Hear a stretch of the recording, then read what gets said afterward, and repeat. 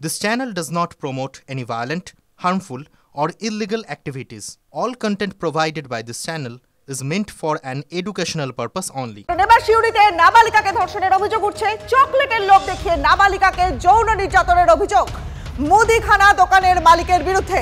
অভিযুক্তকে গ্রেফতারির দাবিতে শিউরিতে তুল কালাম, ব্যবসায়ীর দোকান ভাঙচুর করা হলো, আগুন জ্বালিয়ে পথ অবরোধ করা হলো।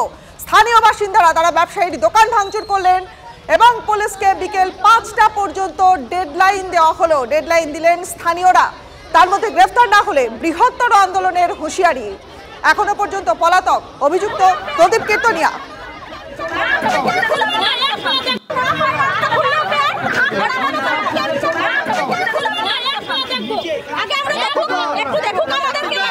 একজন বলেন আমি শুনি, আপনি বলুন কোথায়? একবেলা টাইম ওইভাবে হয় না।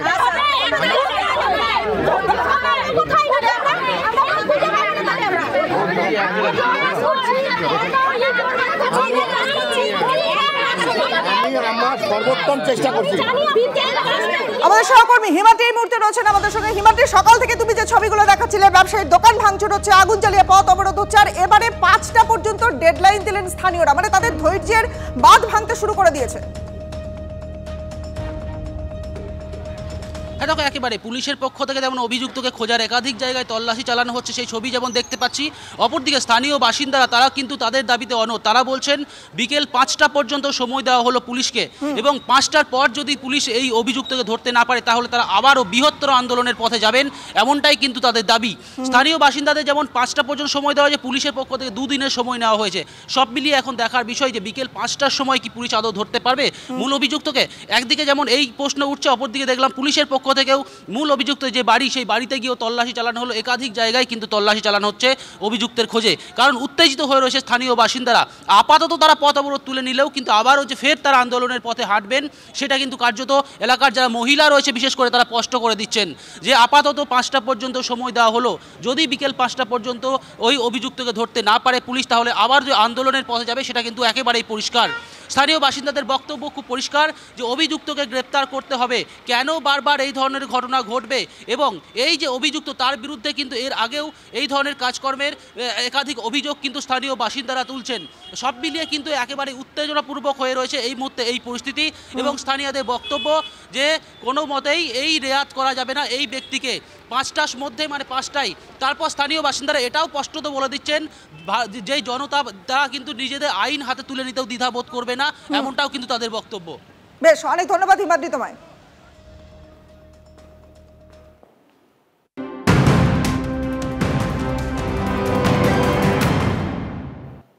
পরের খবরে নজর রাখতে হবে, কারণ তিলোত্তমা মামলায় আজকে রাজ্যের আবেদন শুনবে কলকাতা হাইকোর্ট। আজ বিচারপতি দেবাংশু বসাকের ডিভিশন বেঞ্চে হবে শুনানি। তিলোত্তমার ধর্ষণ খুনে শাস্তিপ্রাপ্ত সঞ্জয় রায়ের ফাঁসির আবেদন জানিয়েই গতকালই কলকাতা হাইকোর্টের দ্বারস্থ হয় রাজ্য সরকার। মামলা দায়েরের অনুমতি দিয়েছিল ডিভিশন বেঞ্চ, আর আজ তারই শুনানি।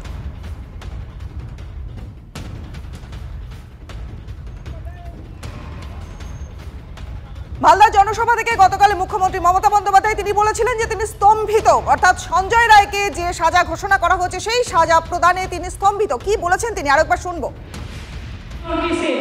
আমি বলেছিলাম আমরা ফাঁসি চাই। যারা এত পৈশাচিক অত্যাচার করে, যদি কেউ দানবিক হয়, যদি কেউ পাশবিক হয়, তাহলে সমাজ কি মানবিক হতে পারে?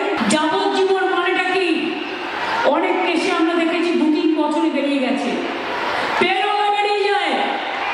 তারে অন্যায় করো, তাকে ক্ষমা করে দেবো কেন বলবে? এই কেসটা আমি সত্যি বলতে পারি না, আমি নিজেও একজন লয়ার ছিলাম। কি করে বলেন জাজমেন্ট? একটা জাজমেন্ট আমার পছন্দ হয়নি।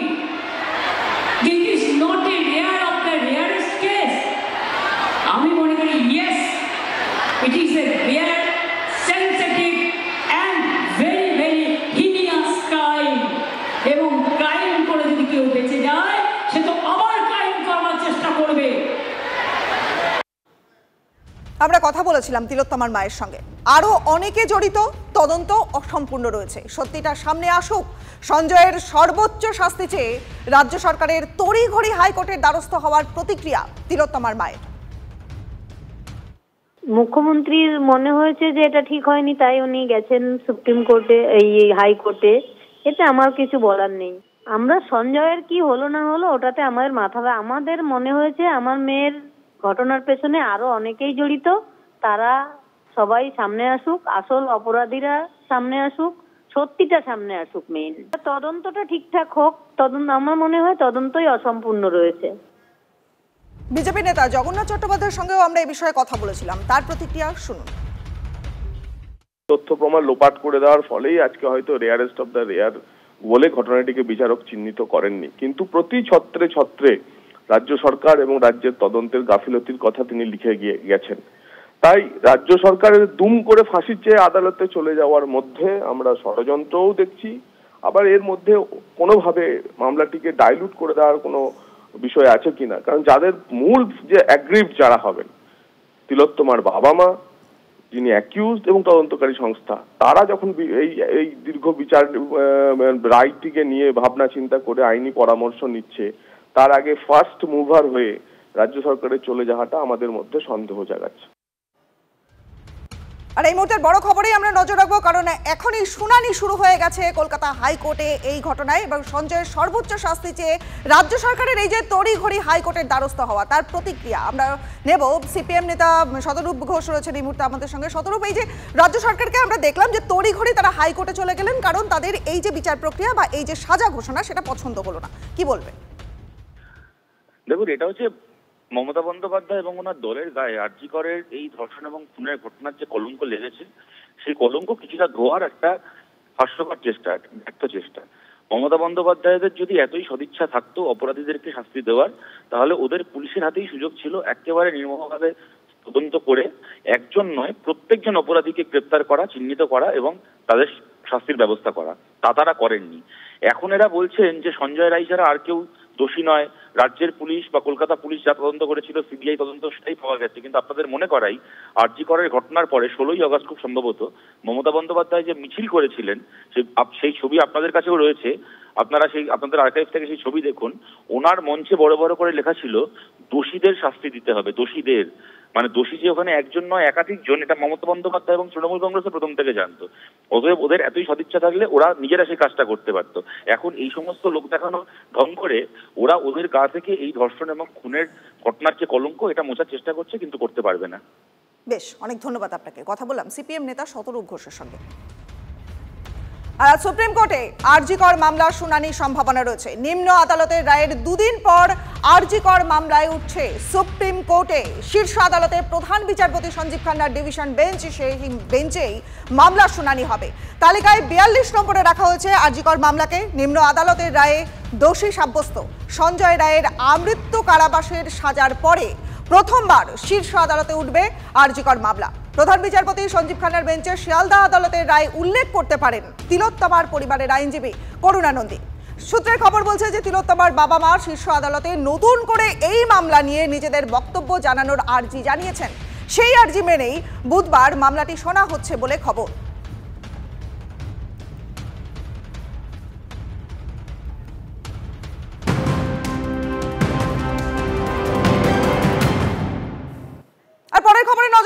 কারণ ট্যাংরার ক্রিস্টোফার রোড, সেখানে ফিরল বাঘা যতীনের স্মৃতি। কলকাতার পুরসভার 58 নম্বর ওয়ার্ডের নির্মীয়মার বহুতল হেলে পড়েছে এবং সেই হেলে পড়ায় বিপত্তি ঘটল। এখনো বাড়ির ভেতরে নির্মাণ কাজ সম্পূর্ণ হয়নি, তার মধ্যেই এই বিপত্তি। গতকাল কামারহাটিতে বাড়ি উঁচু করতে গিয়ে হেলে যায় বহুতল। বারবার বাড়িটা হেলে পড়ার ঘটনা এবং নজরদারির অভাব কেন, গোড়ায় গলদ থাকছে কেন, পুরসভার ভূমিকায় জমছে ক্ষোভ। পরপর ছবি দেখছেন এই মুহূর্তে আপনারা, বাঘা যতীন, কামারহাটি, ট্যাংরা, সব জায়গায় এক ছবি আমরা দেখতে পাচ্ছি। এই মুহূর্তে ট্যাংরার ক্রিস্টোফার রোড, সেখানে কিন্তু সেই বাঘা যতীনের স্মৃতি আবার ফেরত চলে এলো। ঠিক সেই বাড়ির ছাদ থেকে রয়েছেন আমাদের সহকর্মী সোমা, এই মুহূর্তে রয়েছেন আমাদের সঙ্গে। সোমা, ছবিটা দেখবো যে কিভাবে হেলে পড়েছে, ঠিক কোন অংশটা? একেবারে বিপজ্জনক অবস্থায় রয়েছে বাড়িটা। আমি তোমাকে দেখাই সেই মারাত্মক ছবিটা, অর্থাৎ যে বাড়িটা হেলে পড়েছে আমি তার ওপরেই চলেছি, অর্থাৎ সেই বাড়ির ছাদেই রয়েছি। কারণ না হলে কিন্তু আমি দুটো বাড়ির মাঝে যে দূরত্বটা রয়েছে, যে ফাঁকটা রয়েছে সেটা দেখাতে পারবো না। সেই কারণেই আমার ওপরে উঠে আসা। দেখো এই যে দুটি বহুতল, একটি নির্মীয়মান বহুতল এবং যেখানে অর্থাৎ যে ছাদে দাঁড়িয়ে আমরা খবরটা দেখাচ্ছি সেই ছাদের থেকে দূরত্ব, দুটো বহুতলের মধ্যে দূরত্ব সেটা কিন্তু এক হাতেরও নয়। দেখতেই পাচ্ছ ছবিটা। আমরা এখানকার যারা বাসিন্দারা রয়েছে তাদের সাথে কথা বলেছি, তারা রীতিমতো আতঙ্কিত হয়ে রয়েছেন।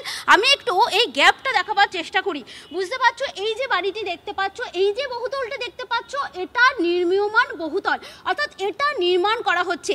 এবং এই যে বাড়িটি দেখতে পাচ্ছ, এই বাড়িটি অর্থাৎ এই যে বাড়িটি দেখতে পাচ্ছ, এটাতে কিন্তু মানুষজন থাকছেন।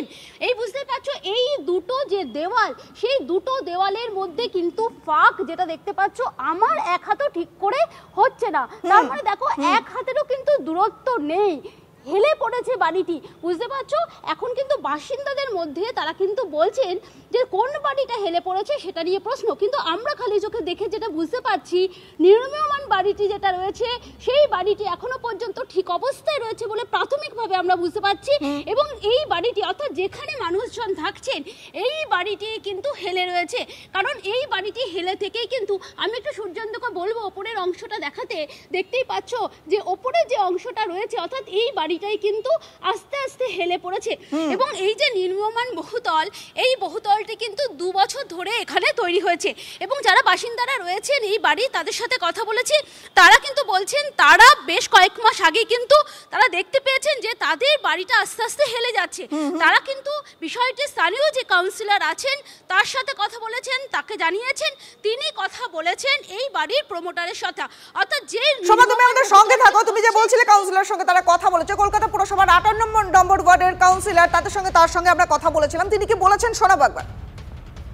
স্থানীয়দের সূত্রে আমার কাছে খবর আসে 2 দিন আগে যে একটা বাড়ি একটু নাকি সামান্য বেঁকে গেছে। আমি সাথে সাথে বিল্ডিং ডিপার্টমেন্টকে খবরটা জানাই এবং তারাও ইতিমধ্যে স্পটে গিয়ে পর্যবেক্ষণ করেছে এবং যা যা ব্যবস্থা নেওয়ার যাতে কোনো রকম দুর্ঘটনা না ঘটে সেই ব্যবস্থা নেওয়ার জন্য আমরা তৎপর হয়ে রয়েছি। ডিপার্টমেন্ট মেয়রকে জানিয়েছে কিনা আমি বলতে পারবো না। আগে তো আমি ডিপার্টমেন্টকে জানিয়েছি, বিল্ডিং ডিপার্টমেন্টকে। আচ্ছা, তারা ইতিমধ্যে ভিজিট করেছে। মানে এই বাঘাযতীনের ঘটনার পর কি আপনার কি মনে হয় যে এখনো প্রমোটাররা সতর্ক হচ্ছে না? এটা তো তারই প্রমাণ। মানে যদি সঠিকভাবে কাজ করে তাহলে তো একটা বাড়ি এইভাবে হেলে যেতে পারে না। তা আবার নির্মীয়মান বাড়ি, সেইটা কিভাবে হেলে যেতে পারে? যদি তার ভিত মজবুত থাকে, তার যদি কনস্ট্রাকশন মেটেরিয়াল ঠিক থাকে। এই 2 পয়সা লাভের জন্য সস্তার কাজ করছে আজকালকার এই প্রমোটাররা, এটা তো সঠিক নয়। কিন্তু এই মুহূর্তে ট্যাংরার ছবি দেখাচ্ছি আপনাদের, আমাদের সহকর্মী সময় একেবারে সেই বাড়ির ছাদের উপর থেকে লাইভ দেখাচ্ছে আমাদের সেই ছবি। দেখছেন যে বাড়িটা কিভাবে নির্মীয়মান বাড়িটা হেলে গেছে। সমা, তোমার কাছে আমার একটা প্রশ্ন আছে, যে বাড়ির দিকে হেলে পড়ছে এই নির্মীয়মান বাড়িটা, সেই বাড়িতে নিশ্চয়ই বাসিন্দারা আছেন, তারা কতখানি আতঙ্কিত? হ্যাঁ দেখো, আমি তাদের সাথে কথা বলেছি কিছুক্ষণ আগে, তাদের সাথে কথা বলেছি, তারা কিন্তু বলছেন যে তারা আতঙ্কিত। তার কারণ যেভাবে বাড়িটি হেলে পড়েছে এবং সম্প্রতি আমরা যে ঘটনা দেখেছি বাঘাযতীনে, কামারহাটিতে, এই যে ঘটনাগুলো দেখেছি যে একটার পর একটা বাড়ি কিভাবে ধসে পড়েছে, সেই কারণেও কিন্তু তারা আতঙ্কিত।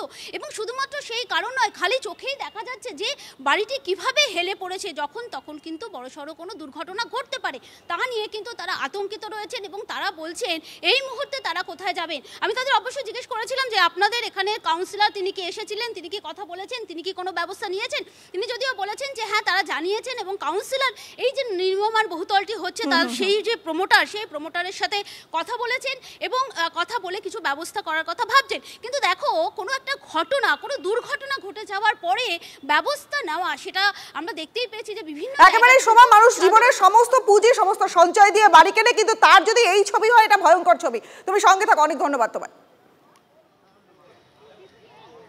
ট্যাংরার ছবি দেখছেন এই মুহূর্তে আপনারা, ট্যাংরার ক্রিস্টোফার রোডে ফিরল বাঘাযতীনের ছবি। সেই ছবি দেখছেন যে একটা নির্মীয়মান বাড়ি সেটা হেলে পড়ছে এবং ক্রমশ হেলে পড়ছে আরো পাশের একটি বাড়ির দিকে, কলকাতা পুরসভার 58 নম্বর ওয়ার্ড।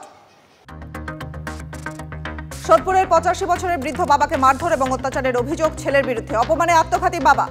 অভিযুক্ত সহ বাড়ির সদস্যদের ঘিরে বিক্ষোভ এলাকাবাসীদের। খবর পেয়ে ঘটনাস্থলে পৌঁছায় খড়দা থানার বিশাল পুলিশ বাহিনী। মৃতদেহ উদ্ধার করার পাশাপাশি অভিযুক্ত ছেলেকে আটক। অভিযুক্তের উপযুক্ত শাস্তির দাবিতে সরব স্থানীয়রা। মালদায় ফের খুন। তৃণমূল কাউন্সিলর ও এক কর্মী খুনের পর এবার টোটো চালককে নৃশংসভাবে খুন। ইংরেজবাজার থানা এলাকায় হাড়হিম হত্যাকাণ্ড। মত্ত অবস্থায় দুই টোটো যাত্রী এলো পাথারি কোপ মেরে টোটো চালককে খুন করে বলে অভিযোগ। পরপর খুনে প্রশ্নের মুখে জেলার আইন শৃঙ্খলা। সরকারি ত্রাণের কম্বল শাসক দলের অনুষ্ঠান মঞ্চ থেকে বিতরণের অভিযোগ। তৃণমূলের শ্রমিক সংগঠন আইএনটিটিইউসির বিরুদ্ধে এমনই অভিযোগ তুলেছে জলপাইগুড়ি জেলা যুব কংগ্রেস। কিভাবে সরকারি কম্বল দলীয় কর্মসূচিতে ব্যবহার করা হলো তা খতিয়ে দেখতে জেলা শাসককে লিখিত আবেদন যুব কংগ্রেসের। ভিত্তিহীন অভিযোগ, পাল্টা দাবি তৃণমূলের।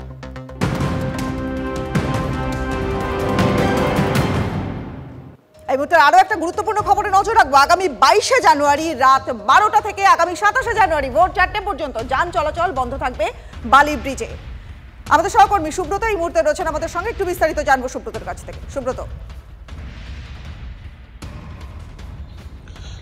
হ্যাঁ দেখো, একেবারেই বালি ব্রিজে ট্রেন লাইনের মেরামতি এবং বালি যে সিসিআর ব্রিজ আছে সেই ব্রিজে বালি হল্টের কাছে সেখানে রেল লাইনের যে গার্ডার পরিবর্তন ব্রিজে সেই গার্ডার পরিবর্তনের কাজ হবে। এর জন্যই কিন্তু বালি ব্রিজে যান নিয়ন্ত্রণ করা হচ্ছে।